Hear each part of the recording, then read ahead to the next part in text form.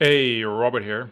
In this video, I want to have a talk about the difference between a 3D artist and a 3D modeler, and more specifically, how most so-called 3D artists are actually 3D modelers, and how you can push yourself above all of them, so about 80% of the 3D artists out there, by actually practicing and training your artistic skills.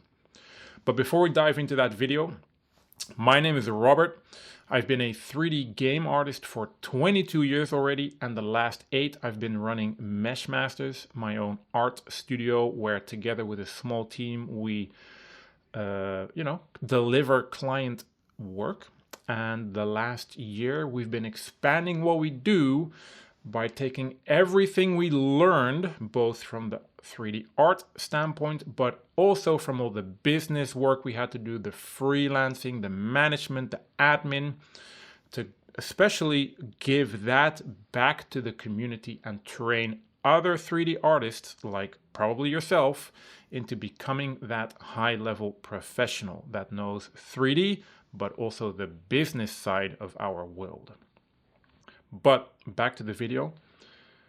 So what really is the difference between a 3D artist and a 3D modeler? Because these days, everybody's calling themselves a 3D artist. But back in the day when I started, there was a clear difference in the sense of that a 3D modeler used to be the person that would model, he would execute, he would produce. He wouldn't design, he would just produce. Meaning somebody would deliver to him a concept piece, references, or pictures of what he had or she had to model. And then that person would be very good at modeling. Depending on the industry, that would sometimes even mean only modeling. The UVing and texturing and everything after that would sometimes even be done by somebody else. So if that's a 3D modeler, then what is a 3D artist?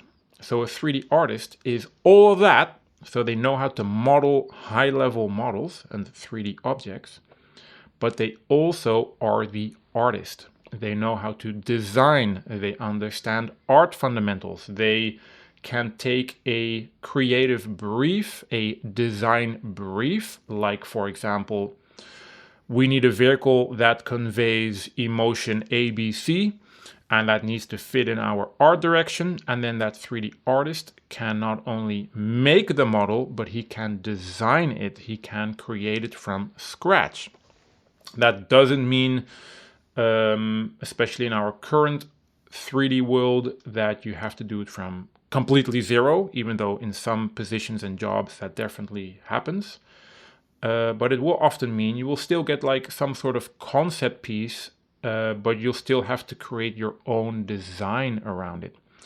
So a good question to ask yourself is, are you actually able to design? If, let's say, I am your client and I'm gonna outsource a task to you as a 3D artist, can I simply say to you, we're building this game, we need levels, scenes, or environments, and one of them is, let's say, about a world which is built around music, and we need an environment, let's say, of a club, so the inside of a club, and it needs to really convey a unique use of music in that hall or room.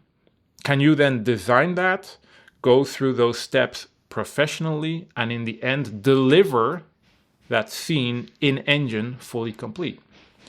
That is a 3D artist. Whereas the 3D modeler would only just create that scene from the images that's supplied to him. Now this is important, an important aspect, because throughout my time as a art lead or manager of Mesh Masters, I have come across so many people who know how to model, but in a fast-moving creative project, which in itself are very complicated to manage and produce, they often struggle when it comes to that designing aspect. And this brings me to the core of this video, and something that if you really want to master yourself as a 3D artist and get hired, find freelance clients, become that professional, I really want you to understand how important it is to really develop your creative skills, your design skills, and be that artist, that 3D artist. Because your value isn't necessarily in you can model. Because as you probably know already, we are in an industry where the competition is insanely high right now. So if you are just a modeler, it will be you versus 1 million other modelers.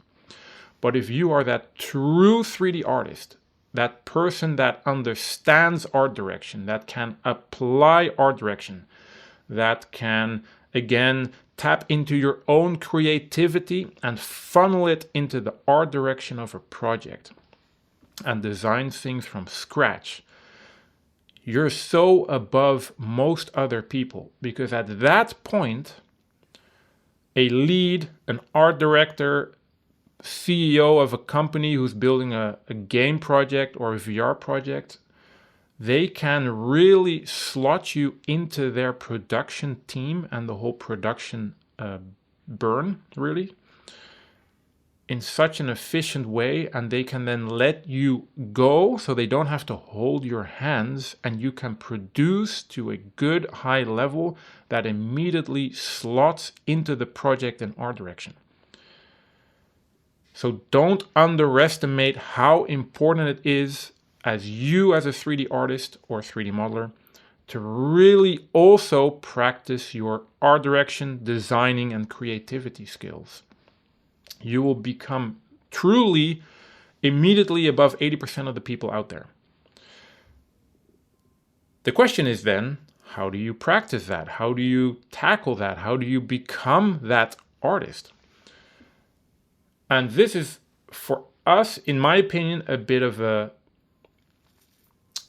difficult element, because 3D modeling in itself is already quite complicated and difficult, right? You need to know how to model, how to build the shapes correctly, the UVing, the texturing, probably the rigging and the weighting. You need to understand game engines, colors, all of that. You know, the art fundamentals also go into that as well.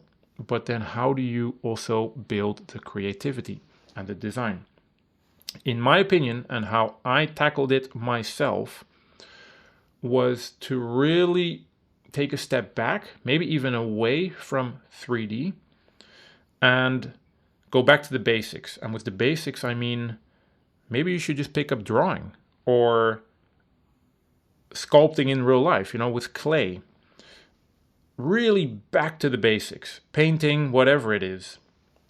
Can also be, for example, in my art school, we also had to do music, for example. Something that steps away from that digital stuff, that technical stuff, because like modeling, very technical. And the issue is when you're modeling, especially when you're learning it and you're doing all this technical stuff with all the game engines and all this and that, it's in your brain. Whereas design and creativity comes from the soul, from the heart. So step away, dare to step away from your probably comfort zone of this technical space and go into that more, I'm keen to say, fluffy space of the soul. And from there, learn to express yourself in your work. And again, why I say drawing or clay, maybe music, whatever it is, the less of a technical boundary and the more you can just tap into creating, the more you will cultivate this element within yourself. And to just add to that, to give you an example, I've been doing this for 22 years, but it was only about 10 years ago or so where I really understood what it meant to be creative and what it meant to be in connection with myself. So learn to step into that space as well. And the easier it is to express, so that's why I say drawing or claying. So, because if you have to express in a 3D modeling tool, there's this high boundary, right? Even just building a basic shape is going to take time because 3D is complex. So get rid of that and go to the basics of drawing, something where you can express really quickly. If you do want to do it in 3D, which in the end it is our work, make it as simple as possible for you. For example, skip texturing, skip UVing, and just build basic shapes. Maybe only choose to do like white or grayscale objects and build as quickly as you can. Another one is obviously sculpting, but then on the computer. So digital sculpting. Skip all the technical stuff, straight to the creation and expression of yourself. So that's step one. Learn to cultivate that connection with your heart and soul. Step two is you then need to become that professional. And what does a professional do? They know how to tap into themselves, express it into their work, but then do it in a way where the end goal is that their work is meant for the viewer, somebody else. So in our case, if you're a game artist, that's for the players of the game. Because it's all great if you can express yourself, but the end product needs to sell and it needs to capture people, needs to convey emotions in the viewers or gamers. So how can you express yourself in a way so you can capture and convey the feelings to the people that are going to experience it? So that's step two. And then three is really how do you do all of that in a production environment where you have deadlines, milestones, you need to communicate, you need to work together, production. And that last part is really what a professional, in my opinion, is. They know how to tap into themselves, they know how to convey the emotion in the end user, and they can do it in a professional environment. So if you're able to cultivate that, practice that, and become strong at it, you will end up being that professional 3D artist. Can be quite complicated. This might mean for some of you, whoa, I need to add so much more to my learning journey.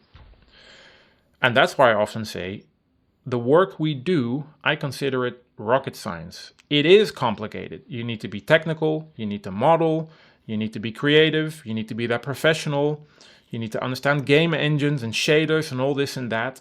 Don't underestimate how difficult it is. But also don't make the mistake, the one that I also made, is go all in on modeling and you're forgetting everything else.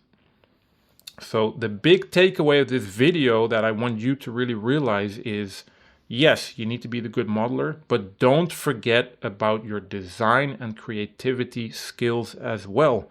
Start cultivating that and become that 3D artist. And if you then master all three, so the modeling, the design skills, and the professional skills, you're way above everybody else. I hope that's a good eye-opener for you. As I said, I've been doing this for a long time, both as the 3D artist and as a company owner and art leader or art director and manager. And I'm really trying to give back to the community, to teach others as well. So if you are on a path to become that pro 3D artist, make sure you check out meshmasters.com or go and find me on LinkedIn and feel free to reach out. I'm really on a mission to help people, both just quick questions in a chat, but I'm also doing bootcamp and masterclass trainings all about how to become that high-level professional. So again, it's not only about the art and 3D side, it's also about the professional and business side. So if you're interested, make sure you reach out, and I will see you in the next video.